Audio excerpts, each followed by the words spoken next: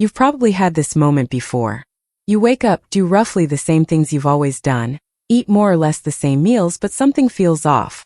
The scale moves differently now, your energy dips earlier, and somehow the system that used to respond to effort just doesn't anymore. What's unsettling isn't the weight itself. It's the quiet realization that the rules changed without telling you. And once that happens, everything starts to feel unreliable, including the advice that used to work. So you start looking for explanations. Age, hormones, stress, lack of discipline. The usual list. But if you look closely, most of these explanations are surface-level labels, not mechanisms. They describe what's happening, but not why it's happening in a way you can actually act on. And that's where the supplement industry steps in. Not to simplify things, but to repackage complexity into something you can consume without understanding. Capsules replace clarity. Protocols replace thinking. And slowly, you're no longer solving a problem, you're maintaining a dependency. CitrusBurn enters that space with a very specific claim. It doesn't position itself as just another fat burner.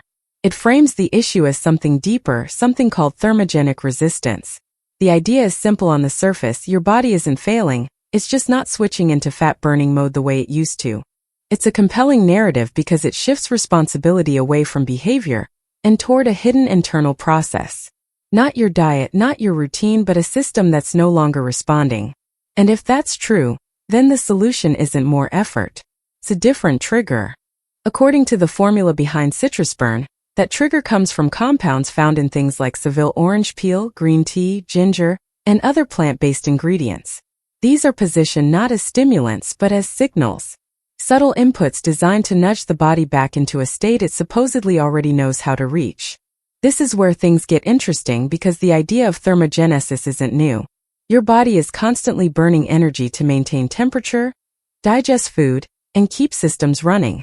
The question is not whether it exists but how much control you actually have over it. And more importantly, whether that control can realistically be outsourced to a capsule. Because once you accept that a system inside your body needs an external product to function properly, you've already made a trade. You've gained convenience, but you've given up visibility. You don't really know what's happening, only that you're taking something that promises to handle it. That doesn't make it ineffective. Some of the ingredients in CitrusBurn do have documented effects related to metabolism, appetite, and energy balance. Compounds like green tea extract and certain alkaloids from citrus have been studied for their role in thermogenesis and fat oxidation. But effects in isolation are not the same as outcomes in real life. A slight increase in calorie burn, a modest reduction in appetite, a small shift in energy levels. These are incremental changes, not switches being flipped. And yet the framing often suggests something more decisive. A reset, a reactivation, a return to how things used to be.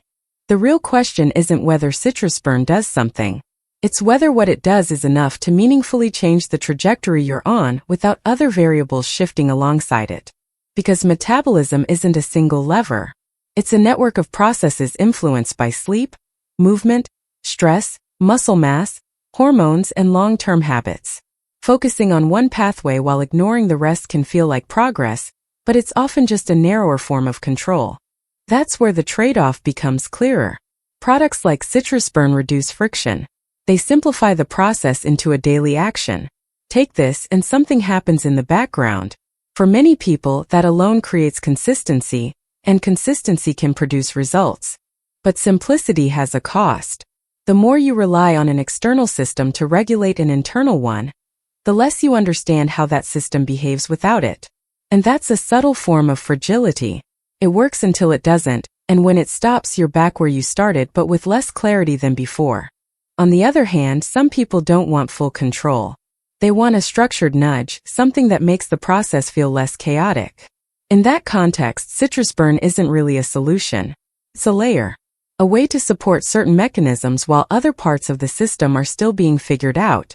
And that distinction matters because it changes how you use it. Not as a replacement for understanding, but as a temporary assist while you rebuild awareness of how your body responds to different inputs. The testimonials you see attached to products like this often reflect that mix. People notice changes in energy, appetite, or weight, sometimes quickly, but those outcomes rarely exist in isolation. They're part of a broader shift, even if it's not always acknowledged. So the question becomes less about whether CitrusBurn works, and more about how you define working. Is it a permanent fix, or a short-term adjustment? Is it something you depend on, or something you use while building a more stable system underneath? Because at some point the real shift isn't metabolic. It's psychological. You stop seeing yourself as someone trying products and start seeing yourself as someone who understands processes. And that's where the leverage is. If you're still trying to figure out whether CitrusBurn fits into that picture, there's a link below where you can look at the full breakdown and decide for yourself. Just don't outsource the decision the same way the problem was outsourced in the first place.